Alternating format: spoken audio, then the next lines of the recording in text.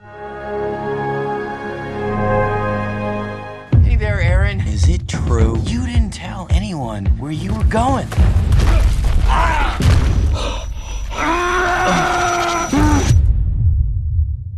Oops.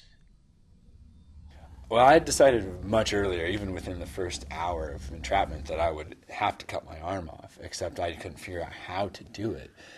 By the final night that I was there, I was pretty sure that I was gonna die.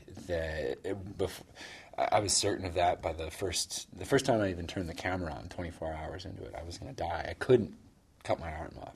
I would either bleed to death before I could get to medical help, and then I realized the knife isn't sharp enough to get through the skin, or then it isn't sharp enough to get through the bone. Then it was the epiphany of realizing that I could break the bones in my arm, and I didn't have to cut through them with the knife. I could break them. And from that point, it was just this smile of that I'm going to get to my family. I'm going to get home. I'm going to get out of this spot. I'm going to go home. It was, I was this just ecstatic. Still today, I look at it and I wouldn't change anything. That wouldn't take a sharper knife, wouldn't have a jacket, wouldn't take more water. Like it had to happen the way that it happened.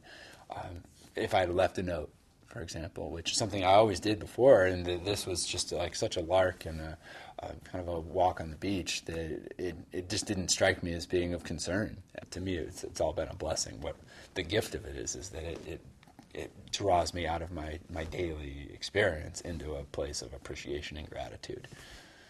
It was typical for me that I would have cameras with me, and as I then was trapped, and all of a sudden it took on a much different aspect of experience, that I would be able to leave farewell messages to my family, to give them something to explain what had happened.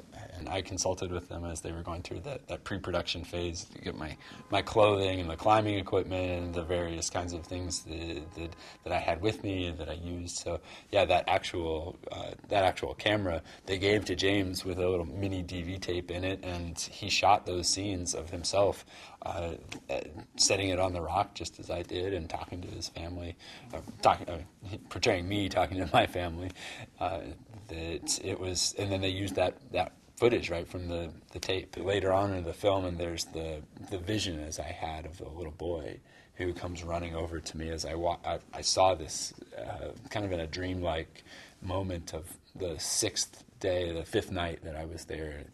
It was dark in the canyon, but I saw myself leave and go into a living room, and here I scoop up this little blonde-haired boy, and I know that this is my future son. Here he is, and I'm looking him straight in the eyes, and it's that when I see it, especially with the soundtrack and the moving music playing, I'm just crying.